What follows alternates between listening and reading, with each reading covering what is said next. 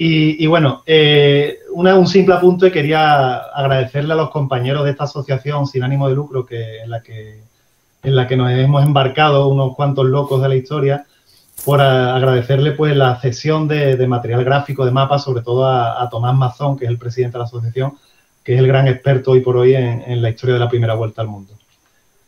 Esta asociación, como ha dicho Paco, pues nace con la expectativa, ¿no?, de recuperar los descubrimientos geográficos españoles y su historia, y no solo ceñirse a ellos, sino a cualquier exploración que la humanidad haya protagonizado a lo largo de su historia, pero claro, principalmente centrándonos en el siglo XVI. Dicho esto, entramos a contar la historia de lo que he llamado la otra vuelta al mundo, los hombres de la nao Trinidad. Ya verán ustedes por qué lo he llamado así. La nao Trinidad es la nao que quedó atrás cuando la nao Victoria, la de Juan Sebastián Elcano, pues afrontó el retorno desde las Islas Molucas a España y decidió hacerlo dando la vuelta al mundo.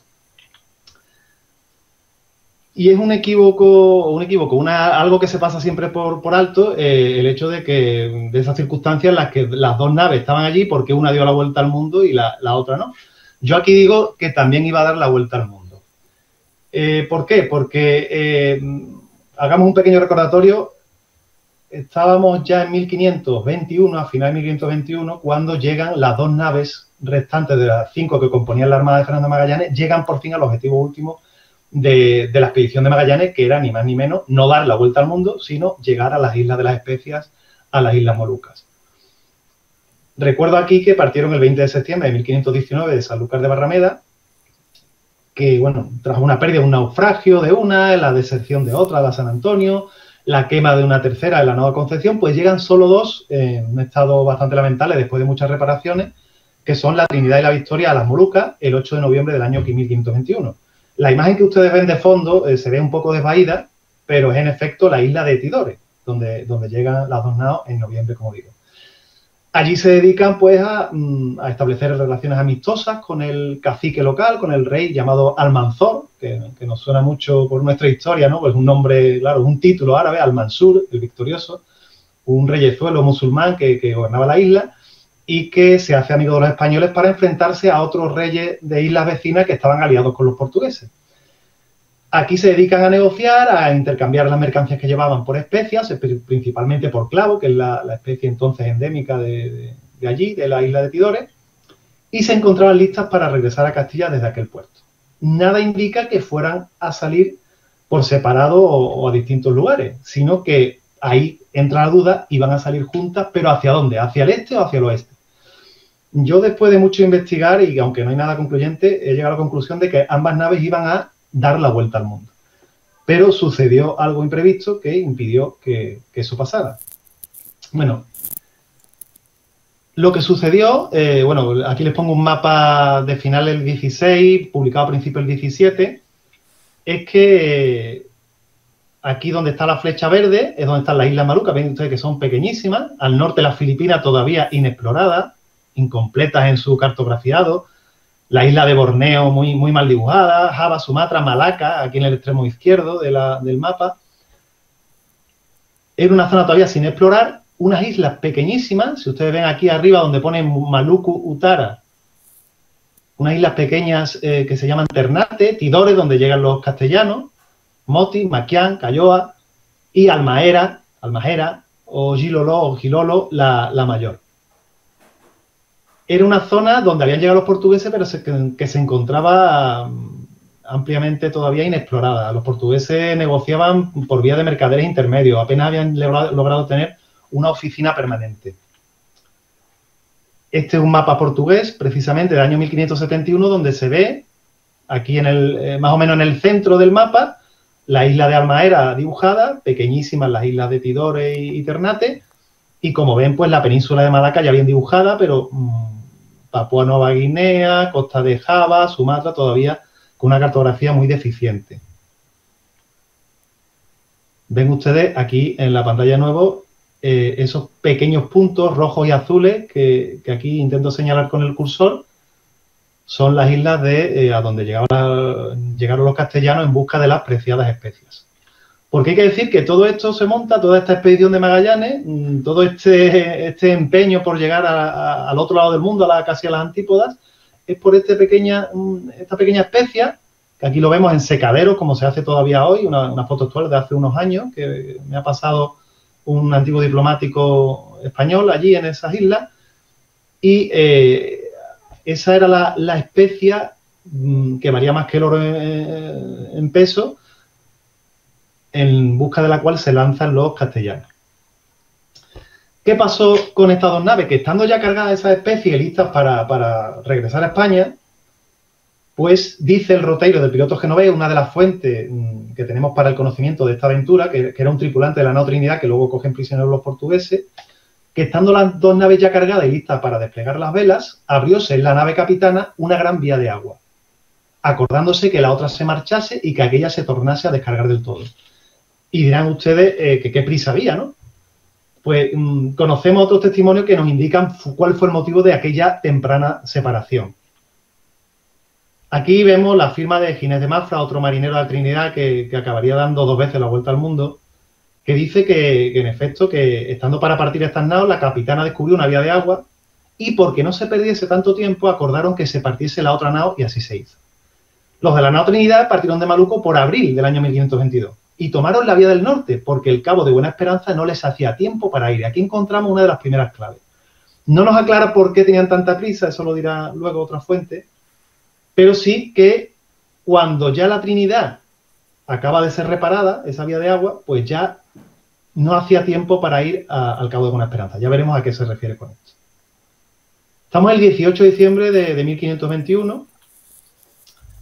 Aquí lo cuenta el famoso Pigafetta también, que la nao Victoria desplegó velas primero y ganó el largo y esperó a la Trinidad, y que finalmente pues no pudo ser, y que el rey de Tidores les ofreció ayuda. Ellos dijeron que preferían hacer el viaje, seguir viaje con la Victoria sola, que no tardarían en partir aprovechando los vientos que empezaban a soplar, y que durante ese tiempo carenarían, es decir, repararían la Trinidad, que podría aprovechar los vientos de poniente para ir a Darién. Verán ustedes a lo largo de esta presentación cómo yo prefiero siempre que hablen los protagonistas de este hecho histórico más que yo mismo, ¿no? Porque creo que es la mejor manera de reconstruir fidedignamente, o todo lo fidedignamente que se puede, la historia. Otro portugués que consultó la documentación de la expedición castellana, porque mucha de esa documentación cayó en manos de los portugueses, nos deja este testimonio que nos aclara más que el de Pigafetta cómo fue que se separaron las naves.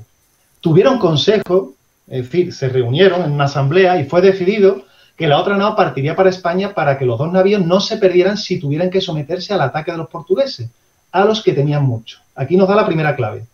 Estaban temiendo que en cualquier momento llegaran los portugueses, que estaban avisados por los enemigos de la isla vecina de Tidores, de Ternate, que eran aliados de los portugueses, que allí se habían presentado los castellanos y que le iban a estropear el negocio que tenían en exclusiva de las especias. Con lo cual estaban armando una flota desde Malaca para llegar a derrotar a los castellanos en Tidores. Dice Fernando de Oliveira que la otra nao que permaneció en el Maluco, después de 3 meses, fue cargada de nuevo. Y dice, en esta tierra era invierno y los vientos soplaban de poniente. Y es por esto que dio orden de tomar la ruta de Levante. Es decir, los vientos ya eran contrarios para seguir la ruta hacia el oeste. Cuando dicen soplaban de poniente, desde el oeste. Por eso decidieron ir en dirección de las Antillas, es decir, regresar por el Pacífico a América, no por donde habían venido, sino con un curso este-nordeste, es decir, no por donde había ido Magallanes, que era más o menos por el Ecuador, sino teniendo que ir al este-nordeste, pensando que se acercaría a la tierra firme de México, distante de allí alrededor de 1800 leguas, según la ruta que habían recorrido desde el Estrecho de Magallanes, ¿de acuerdo? Una legua en aquella época pues equivalía a unos 5,5 kilómetros. ¿Qué es lo que nos quieren decir estas fuentes? Pues que en esta zona el régimen de vientos dominante pues, son los monzones. Y hay un monzón de invierno entendido como una estación que ocuparía más o menos el otoño y el invierno nuestro, y el monzón de verano. El monzón de invierno era el que aprovechaban los portugueses o los comerciantes de Malaca o de estas islas de Sumatra para ir hacia las Molucas. Y el monzón de verano para el camino de vuelta para llevar las especias a Malaca. De manera que los vientos, la clave de por qué una nao sale en un momento y hacia una dirección y la otra sale en otro momento hacia otra. Aquí vemos una animación, un GIF, que nos dice cómo son estos monzones de invierno y monzones de verano. Si se fijan, desde las Molucas, que están más o menos en el centro de cada pantalla, en invierno encuentran vientos contrarios para ir hacia el oeste por el estrecho de las islas de Indonesia y de Malaca. Mientras que en verano lo encuentran a favor. Ahora veremos en otros mapas con más claridad lo que quiero decir. Dirán ustedes, bueno, es que entonces la Trinidad y la Victoria, ¿por qué iban a ir al oeste si los vientos eran contrarios para ir a Malaca? Porque ellos no querían volver a España por la ruta de los portugueses. Ellos querían volver a España por una ruta que les alejara de los portugueses. Aquí tenemos los vientos favorables, un 9 de diciembre, por ejemplo, del año 2019, en la zona en rojo, se ven unos vientos que van hacia el oeste y unos vientos más al sur, que son los 40 rugientes, que van al contrario. Nuestros hombres estaban aquí en las Molucas, la ruta portuguesa era esta, y la ruta que eligió Elcano, que supuestamente iba a hacer también con la Victoria, con la Trinidad, perdón, pues era esta para evitar lo más posible cruzarse con barcos portugueses que eran sus enemigos.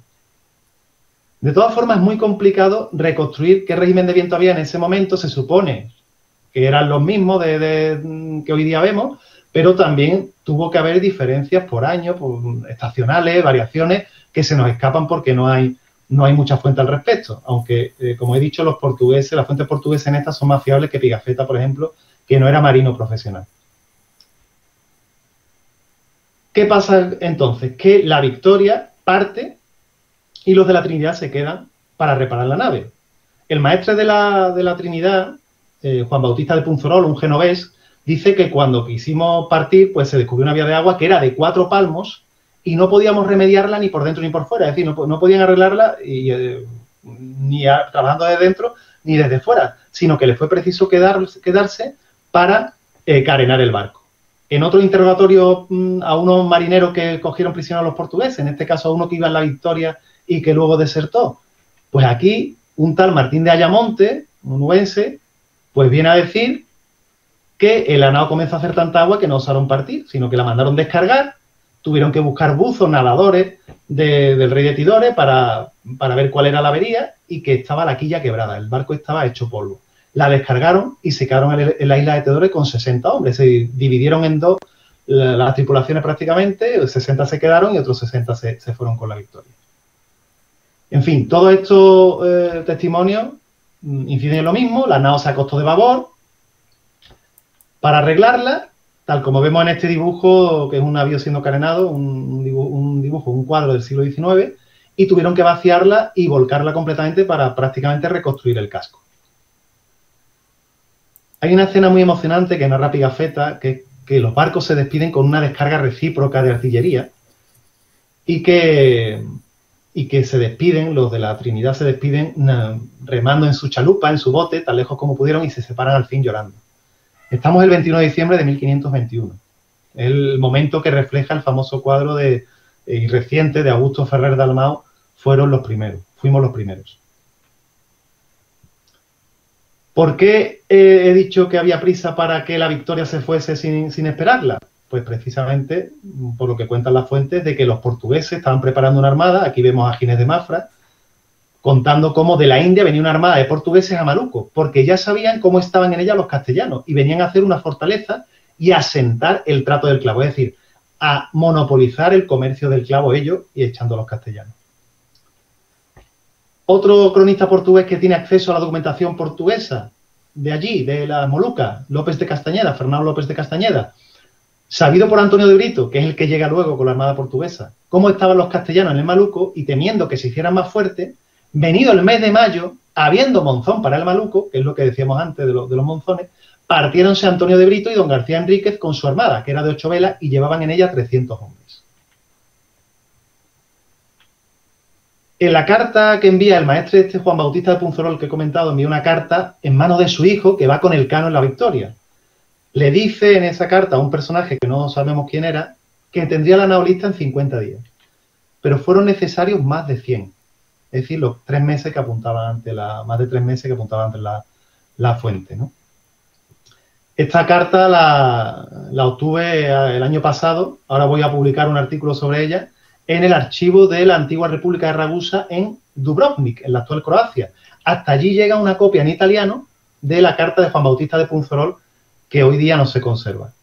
Quiero decirles con esto que es muy complicado reconstruir la historia porque hay documentos y copias de estos documentos desperdigados por todos los archivos de Europa y por diferentes crónicas. En este tiempo que se quedan los hombres de la Trinidad arreglando su barco, pues siguen comerciando. Conocemos esto por los interrogatorios que le hacen luego a los supervivientes una vez llegados a España.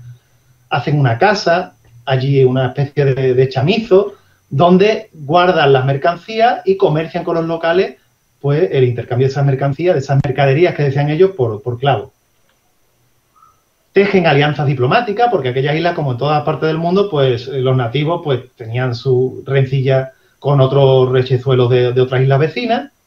Y a Tidore llega, por ejemplo, el rey de Gilolo, Almaera, la isla más grande, y le pide asesoramiento militar al capitán de la nao Trinidad, que es Gonzalo Gómez de Espinosa, que es el que estaba llevando, digamos, la armada hasta ese momento. Le pide 2 piezas de artillería, un lombardero, 2 castellanos para que le ayuden a castigar a ciertos rebeldes. Entonces van tejiendo alianzas diplomáticas con unos y otros para oponerse sobre todo al rey de Ternate, que es aliado, como les decía antes, de los portugueses. Esto lo cuenta el cronista Antonio de Herrera, que muchos años después reconstruye la historia basándose en documentos originales. Y finalmente llega el momento de partir. Este apartado siempre lo he llamado, cada vez que he hablado de esta epopeya que protagoniza el hombre de la Trinidad, arando la mar, porque es una expresión que aparece en una carta posterior del capitán de esta nao Trinidad, el capitán Gonzalo Gómez de Espinosa. Dice que cuando parte de viaje, buscando el retorno a España, es como si arara la mar. Es una expresión de una fuerza poética impresionante. Arar en la mar, es escribir en el agua, es decir, un trabajo totalmente improductivo. La Trinidad partía digamos que en ese momento serían 50 y pocos hombres, unos 60 hombres mal contados, no partieron de Tidore hasta el 6 de abril de 1522 hacia lo que ellos llaman tierra firme. Ellos sabían que en Centroamérica estaban los castellanos, lo que ellos llamaban tierra firme, Panamá, Colombia, y que el Océano Pacífico, la Mar del Sur, había sido descubierta por Vasco Núñez de Balboa en 1513. Y luego sabían que había ya establecimientos castellanos en esa tierra. Para asegurarse de que no les pasara otra vez la avería, es decir, el agujero que se le había abierto en el casco, cargaron mucho menos quintales, mucho menos toneladas de clavos que cuando iban a partir con la Victoria. De manera que se calcula que de los 1.400 quintales que portaron en un primer momento se quedaron en unos 800 y 1.000 quintales de clavos y el resto lo dejaron en ese almacén que habían dejado preparado en Tidore con unos 4 o 5 hombres que dejaron para hacerse cargo de la factoría en su ausencia, para cuidar la mercancía. Tengamos en cuenta que solo la Victoria llegó con 85 toneles de capacidad, llegó con 27.000 kilos. Imaginemos esa carga que hubiera llevado la Trinidad a España con 46.000 kilos o 40.000 kilos de clavos, cuando la Victoria, con lo que llevaba, que era mucho menos, había pagado toda la expedición. O sea, habría sido multiplicar los beneficios infinitamente. Hasta luego. Dice Gonzalo Gómez de Espinosa que se partió a 6 días de abril de esta isla y dice, hicimos nuestro camino para ir a demandar la tierra firme, donde hizo Andrés Niño las carabelas, que es en la Mar del Sur, donde señor hallaba que de Maluco a la primera tierra no había sino 1.800 leguas. Ellos creían que el tamaño de la tierra, hay que remarcar esto, era menos extenso que el que sabemos hoy que es. Incluso creían que, digamos, que las Molucas podrían estar a la altura de donde estaba hoy quizá California, un poco más al oeste, en principio en la época de Colón, y luego se fue desplazando esa tierra en los mapas hacia el oeste. Pero en ningún momento creían que era la tierra tan grande como creemos ahora. Creían que era un 13% aproximadamente más pequeño. De manera que incluso después de cruzar el Pacífico tenían esa idea tan fija que seguían pensando que la Tierra era un 13% más pequeña y que solo estaba a 1800 a 2000 leguas. También Juan Bautista Genovés, Juan Bautista de Punforol, el maestre de la Trinidad y un piloto de la misma nao, León Pancado, también genovés, decían que en una carta posterior dirigida al rey que de la dicha tierra firme a Maluco no hay a lo más lejos camino sino 2000 leguas. Este es el mapa, o uno muy parecido, que llevaba Magallanes al partir de España. Como ven, es un mapa en el que Asia, aquí la marco con la flecha roja, está ya bastante bien dibujada, está dibujada la India, la península de Malaca. Ya se han descubierto las grandes Islas Antillas, las Antillas de Castela, pone el mapa, porque es un mapa escrito por portugueses al servicio de España. Se ha descubierto casi la costa sur de Brasil y se cree que por allí está el estrecho, que es lo que va a ir buscando Magallanes precisamente en 1519. Y también se sabe que hay un mar visto de los castellanos, dice el mapa en portugués, que es el futuro Océano Pacífico, que es bautizado así por Magallanes y su hombre. Y se sabe que las Molucas están al oeste, no se sabe cómo de lejos, ¿no? Pero en ningún caso tan lejos como estaban en realidad. La cuestión es que por una carta de Magallanes sabemos, ven ustedes aquí como una especie de compás antiguo, que marca la distancia entre el sur de África y Malaca. Dice Magallanes en esa carta que son 1600 leguas. Si ponemos esa distancia sobre este mapa, que digamos que es lo diré, perdón, vamos a ir hacia atrás,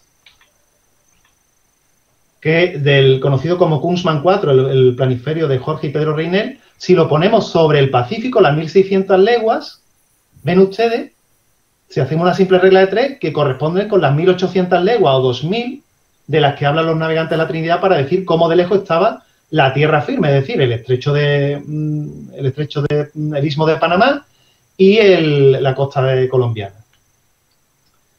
¿Por qué no cogen el camino que había llevado Magallanes y cogen este más al norte, que es lo que hace la nao Trinidad? Ven ustedes, aquí marcado con una flecha roja, que la Trinidad llega mucho más al norte, mientras que Magallanes vino por una ruta mucho más centrada, mucho más paralela al Ecuador. Bueno, la razón es muy sencilla. La razón es que en el Pacífico, igual que en el Atlántico, hay unos vientos que son alisios, que generalmente llevan en dirección al oeste, y ellos, por pura lógica, pensaban que tenía que haber unos contralisios que los llevaran de vuelta. Y de hecho, cuando salen de las Molucas se encuentran con vientos contrarios y van yendo hacia el norte buscando esos vientos que ellos creen que tiene que haber, igual que en el Atlántico, que los van a llevar hacia el este de nuevo. Y que acabarán llegando a tierra firme. Aquí vemos una animación, un GIF, y vamos viendo la ruta que van siguiendo. Esa flecha roja indica una serie de islas, un arco de islas, que son las Marianas. Ellos van a ir en un momento dado, en el viaje de ida en abril. Esta imagen corresponde a los vientos en un abril de un año cercano, lógicamente. No sabemos cómo eran exactamente en 1522, que es cuando salen ellos. Se encuentra con viento contrario, pero si se fijan ustedes, al norte se van a topar ya con vientos que los van a llevar, aquí una especie de montaña rusa, hacia el este. Aquí, vamos a ir hacia atrás otra vez, aquí le pongo la hipótesis de itinerario de Tomás Mazón en su libro dedicado a Elcano, que tiene un capítulo escrito sobre la Trinidad, que es como hay que escribir historia, es decir, cogiendo todas las fuentes, pues el roteiro de un piloto genovés, que es un interrogatorio que le hacen a un piloto genovés los portugueses, la carta de Gonzalo Gómez de Espinosa, que llega milagrosamente a Castilla en 1525, la declaración de los supervivientes de la Trinidad cuando llegan a Castilla, la carta que hemos mencionado ya de Juan Bautista de Punferrol y de León Pancado, la relación de fallecidos en la nao Trinidad, que se hace luego, cuando llegan los supervivientes aquí a España, y en la relación, la crónica del marinero de Jerez de la Frontera, Ginés de Mafra, que es otro superviviente de la nao Trinidad. Entonces, cotejando todos esos datos, y ciertamente hay diferencias e incoherencias, se monta un relato de lo que pudo pasar. Salen a mar abierto el 20 de abril, desde Quimor, que es la isla mayor que les he dicho antes, de Almaera, de Gilolo.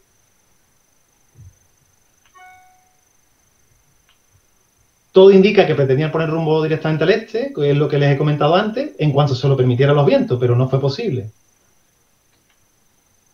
Los vientos contrarios le hacen tomar rumbo. Aquí les pongo una serie de pinceladas sobre los hitos del viaje, ¿no? Buscan la ruta hacia Panamá, en rumbo nordeste. El 3 de mayo de 1522 descubren dos islotes, que creemos que es el archipiélago de Sonsorol, al sureste de la isla de Palaos. Siguen al noreste, porque el viento no les deja ir directamente al este. Topan con una de las islas de las Marianas, toman un nativo que les sirva de guía y lo que pasa es que malamente se entienden con él. Y ya a partir del 10 de agosto, tengamos en cuenta que ya están recorriendo casi 3.000 kilómetros hacia el noreste, se produce la primera muerte. Tengan en cuenta que ya se va agotando el agua potable, se va estropeando, no ya que se agote, que se va estropeando, que se van acabando los alimentos frescos, hace aparición el escorbuto. A todo esto se une un gran esfuerzo físico que tienen que hacer los tripulantes. ¿Por qué? Porque navegar con un barco de esas características, que todavía es ciertamente primitivo para navegar de bolina, es decir, contra el viento, tienen que dar bordos, que dicen ellos, de una banda a otra, para aprovechar el viento contrario como puedan. Y encima, para rematar, a mediados de agosto, sufren 12 días de fuerte temporal, que les destroza el castillo de popa, rompe mástiles, velas, etcétera, víveres escasos. Entonces, a pesar de que están ya en la zona donde los vientos pueden llevarlos hacia el este, deciden dar la vuelta. Alcanzan una latitud a la altura de Hokkaido, de Japón, al 42 grados norte. Y llegan casi, como digo, a unos 3.000 kilómetros, a 500 leguas en medida de aquella época, en sentido este-oeste. Aquí tenemos el recorrido que tienen a la ida, como ven, desde Tidore, más recto, llegan a un punto a los 42 norte, a la altura de Japón, ya deciden dar la vuelta desde ese punto del norte, vuelven a topar con las Islas Marianas. Allí el nativo que habían tomado les dice que hay una isla donde pueden reponer víveres y allí les abandona junto con otros 3 tripulantes, 2 genoveses y un gallego, el famoso Gonzalo de Vigo, si tenemos tiempo diremos algo de él. Y gracias a que van de isla en isla, están muy cansados, muy deteriorados, bueno, mueren, ahora veremos la cifra de muertos, mueren una treintena de hombres y apenas ya son suficientes para manejar el barco, pues entonces van de isla en isla en estas Marianas. Este arco que ven ustedes aquí señalado por la flecha de color naranja, anaranjado, es la que sigue el arco de las Islas Marianas. Llegan a la isla de los ladrones, es decir, la actual Guam, que es la primera isla que había visto Magallanes después de cruzar el Pacífico, y consiguen, aquí ven, todos estos puntos son las islas de las Islas Marianas, y consiguen de isla en isla, a trompicones, consiguen llegar de nuevo a las Molucas. Esta hazaña, porque a pesar de ser un fracaso, fue tan considerada por los hombres de su época, que en este planiferio atribuido a Diego Ribeiro, un portugués nacionalizado, naturalizado castellano como Magallanes, los barcos que están dibujados o se titulan Vengo de Maluco, aludiendo a la victoria, o Voy de Maluco, señalados ahora con los círculos verdes, Voy a Maluco, estas naos que siguiendo el trayecto que marcó Magallanes. Y la única nao, aparte de la Victoria, que es señalada en este barco, en este mapa, perdón, es aquí, ampliamos la imagen ahora, es la nao Trinidad. Que aquí, si me permite, le leo: esta es la nao Trinidad que, queriendo venir a la mar del sur, subió hasta 42 grados. Por hallar tiempos contrarios, de allí se volvió a Maluco, otra vez, que había ya 6 meses que andaba en la mar, 6 meses. Y dice, aquí esto no lo leo bien, pero dice, le faltaron mantenimientos, es decir, le faltaba ya la comida. Aquí hallaron, dice Ginés de Mafra, a 42 grados a la banda del norte, grandes ballenas y mucha abundancia de ellas, y muchas manadas de aves que demostraban estar cerca de tierra, claro. Japón estaba relativamente cerca. En esta altura se les comenzó a morir la gente, y abriendo uno para ver de qué morían, hallaronle todo el cuerpo que parecía que todas las venas se le habían abierto. Esto es un síntoma claro de escorbuto, cuando el escorbuto es producido, una enfermedad producida por la carencia de vitamina C. La vitamina C, como ustedes saben, y bueno, ya algunos tenemos una edad que tenemos que tomar suplementos alimenticios, la vitamina C es, digamos, el ladrillo que utiliza el cuerpo para construir el colágeno que también nos hace pues a las articulaciones y bueno, a la construcción de tejido en general, de manera que si falta la vitamina C, falta el colágeno y los tejidos literalmente se deshilachan, se deshacen. Y por eso decía que los cuerpos por dentro estaban todos sangrantes y que parecía que todas las venas se le habían abierto.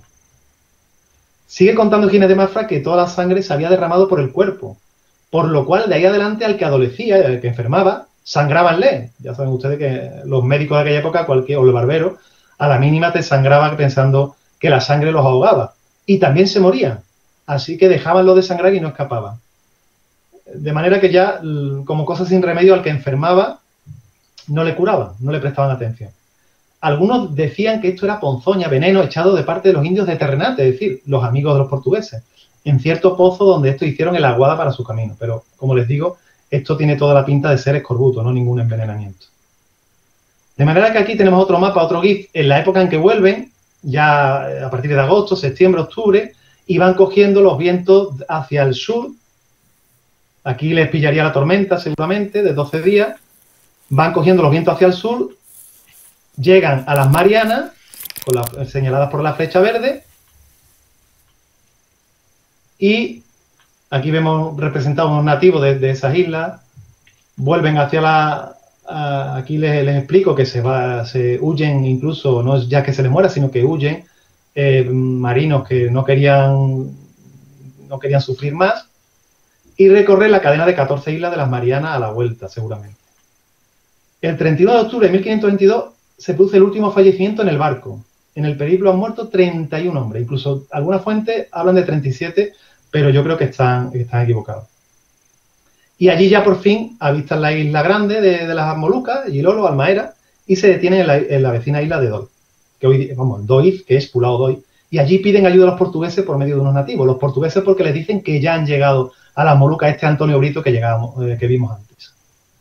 Aquí vemos vamos a ver dónde se bajaron esta isla, que no es más que un cono volcánico que todavía no ha salido a flote, que está sumergido, y ahí es donde se baja Gonzalo de Vigo y otros dos marinos genoveses que acaban muriendo, y este Gonzalo de Vigo, lo que es la vida, acabará muchos años después cruzándose en el camino de otra expedición castellana, les saludará en castellano, se sentirán extrañados esos marinos de la expedición de Loaiza porque creen que es un nativo, y se unirá a ellos y les servirá de intérprete.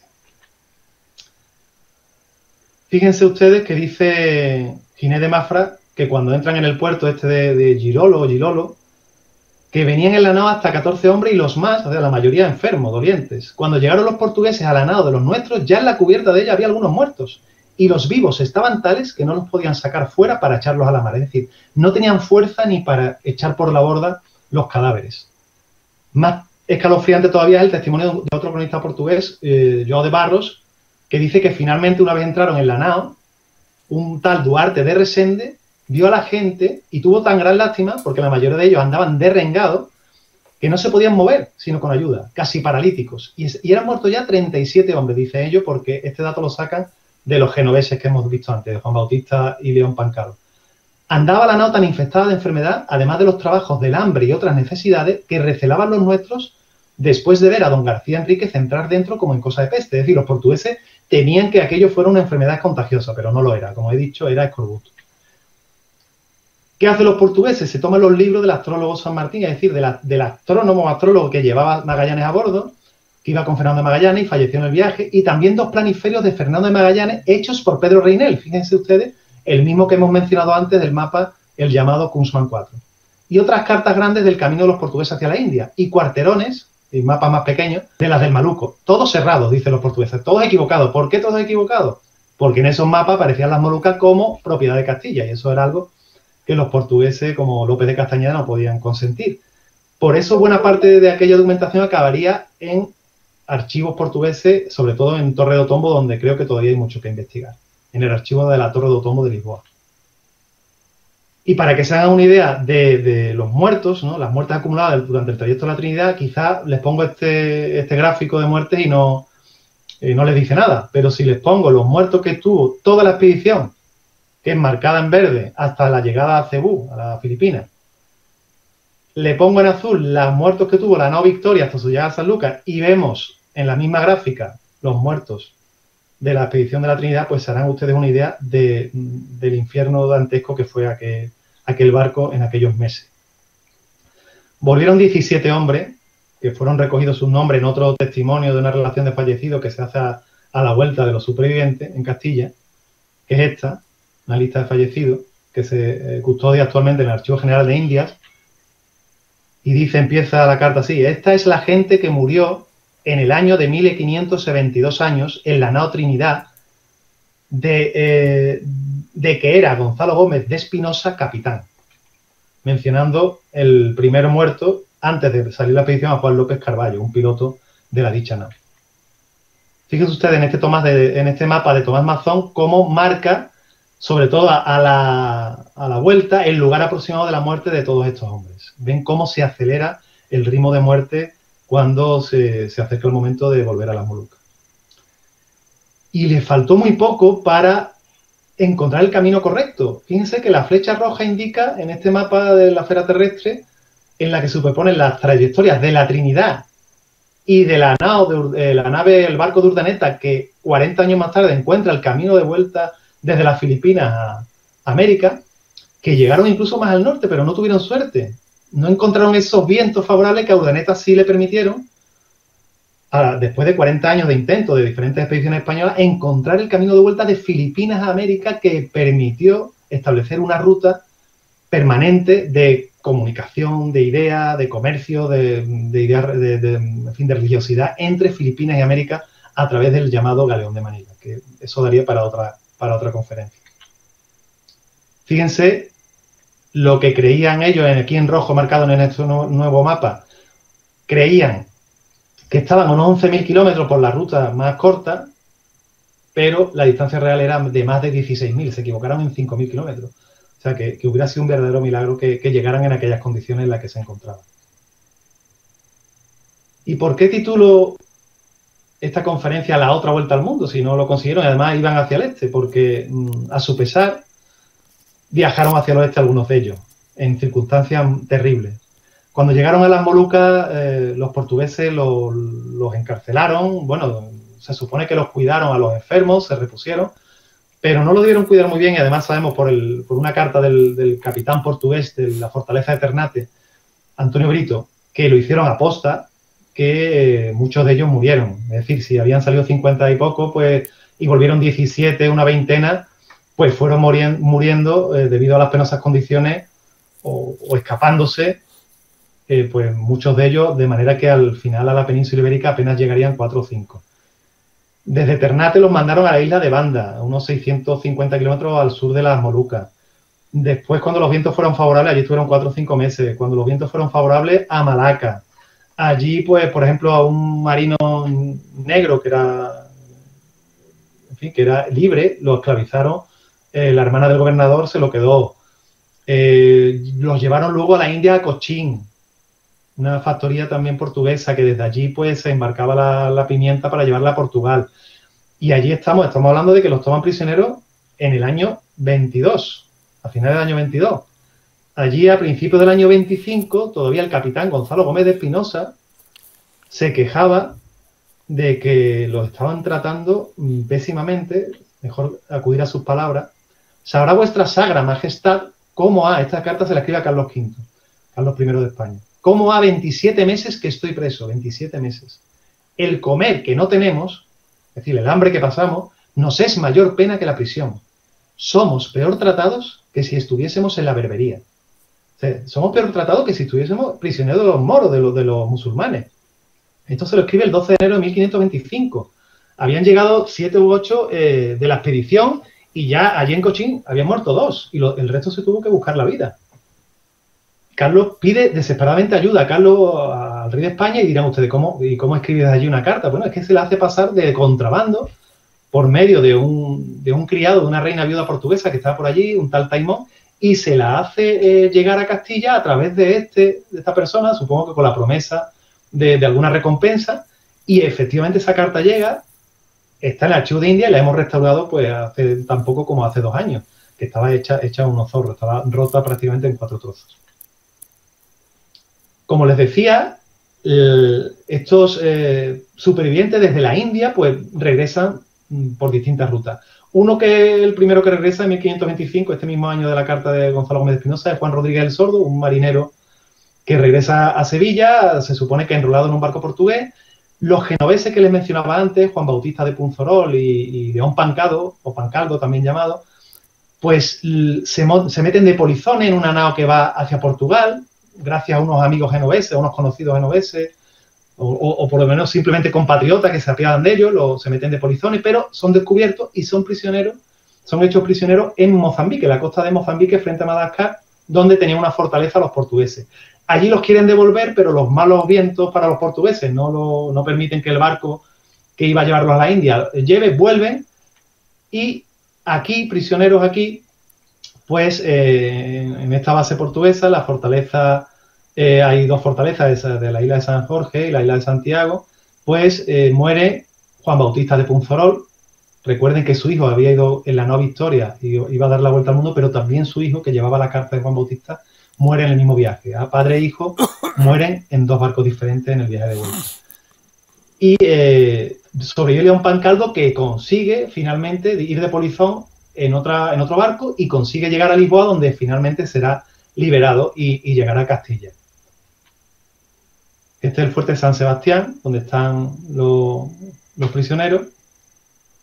Y este es el camino que finalmente hacen también tanto el capitán Gonzalo Gómez de Espinosa como los otros dos marinos que quedaban supervivientes, que era Ginés de Mafra, que en aquella época era simple marinero y luego fue muy reputado piloto, y el maestre Hans Barge, que era artillero bombardero.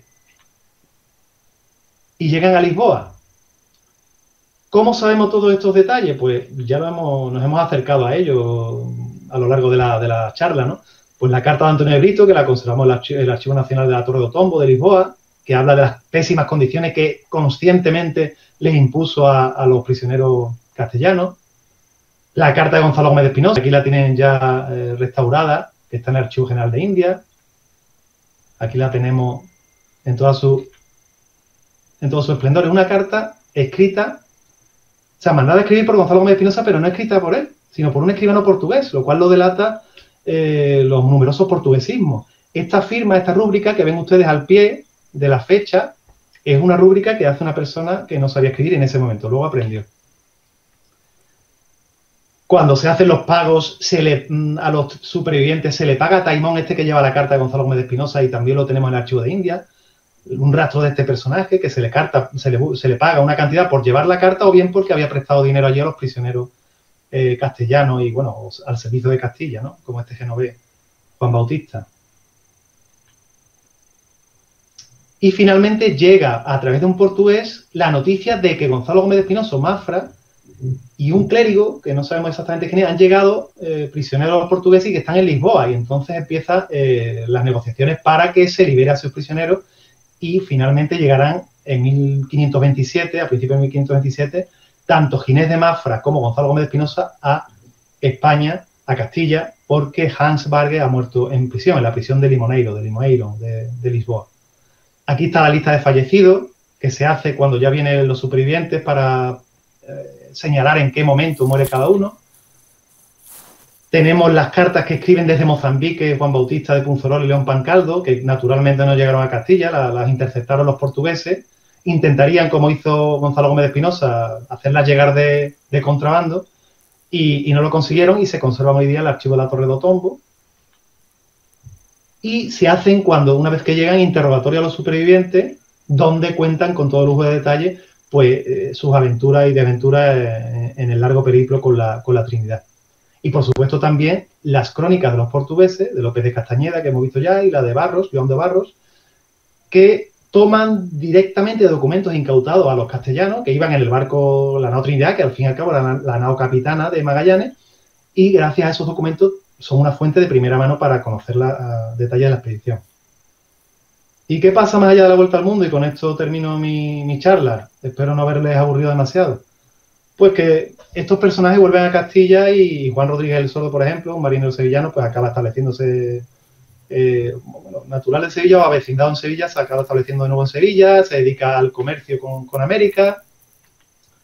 León Pancado es tentado tanto por portugueses como franceses para que se pongan a su servicio, y al final vuelve a Italia, pero después de un tiempo vuelve al servicio de España, se dedica a empresas comerciales y no le va muy bien y al final muere hacia 1540 en el Río de la Plata, en lo que luego será Argentina, en Buenos Aires, ¿no?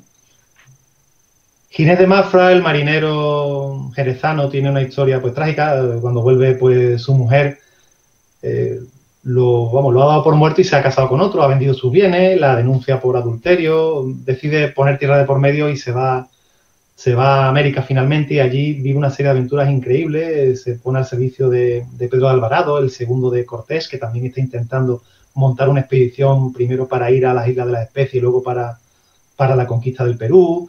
Luego estará presente en expediciones posteriores, como la de Ruy López de Villalobos, y a la postre dará 2 veces la vuelta al mundo. También esa segunda vez como prisionero, o por lo menos transportado por los portugueses desde las Molucas después de la desastrosa expedición de Ruy López de Villalobos. Y le perdemos la vista hacia 1548. Y el capitán Gonzalo Gómez de Espinosa, que había sido alguacil de Magallanes, muy fiel a Magallanes, que se había preocupado incluso de llevar la cuenta de lo que le correspondía en el comercio de especias a Magallanes para que lo cobrara su viuda, Beatriz de Barbosa, y su hijo.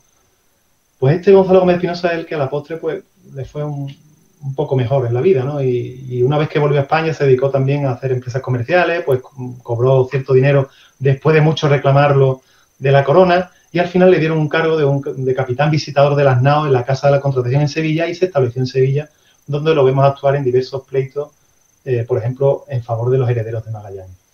Y en esa siempre me gusta recordar esa relación especial que tienen Gonzalo Gómez de Espinosa y Ginés de Mafra, que eran tan amigos que Ginés de Mafra decía que gracias a Gonzalo Gómez de Espinosa pues había comido él siendo prisionero, ¿no? Porque Gonzalo Gómez de Espinosa se había incluso endeudado para darle de comer a sus hombres mientras estaban en la cárcel. Pues cuando años después se pregunta por Ginés de Mafra en un pleito, él dice que, en fin, que ya había partido a India y no puede ser que haya vuelto, dice él, ¿no? De ninguna manera. Yo no me habría enterado y no podría ser de otra manera, porque estos hombres eran amigos y no podían estar los dos en la península ibérica sin saber el uno del otro. Y con esto, espero no haberles aburrido demasiado, como decía, llega a fin mi charla y estoy a lo que digan Jesús y los organizadores. Pues muchísimas gracias, muchísimas.